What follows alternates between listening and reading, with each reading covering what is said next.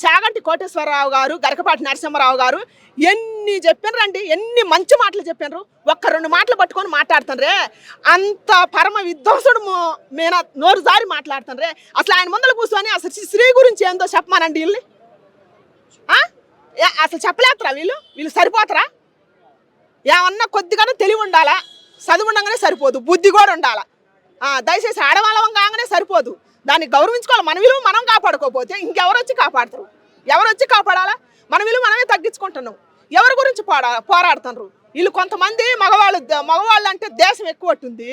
మరి అసలు వాళ్ళు పెళ్ళిళ్ళు చేసుకున్నారో చేసుకోలేదో, వాళ్ళ సంసారాలు చేస్తున్నారో చేయట్లేదో, వాళ్ళ పిల్లలు పుట్టినరో పుట్టలేదో, వాళ్ళ అమ్మమ్మలు నాయనమ్మలు అయినరో కాలేదో. ఒక్కొక్క స్టేజ్లో ఆడదానికి బిడ్డ పుట్టినప్పుడు అమ్మ అయినప్పుడు ఒక ఆనందం ఉంటుంది, అమ్మమ్మ అయినప్పుడు ఒక ఆనందం ఉంటుంది, నానమ్మ అయినప్పుడు ఒక ఆనందం అయింది, అల్లుడు వచ్చినప్పుడు ఒక ఆనందం ఉంటుంది. కాళ్ళు ఇట్టాటి అన్నీ రుచి చూసిన వాళ్ళు అయితే ఆడవాళ్ళు అసలు ఇట్ట మాట్లాడనే మాట్లాడరు.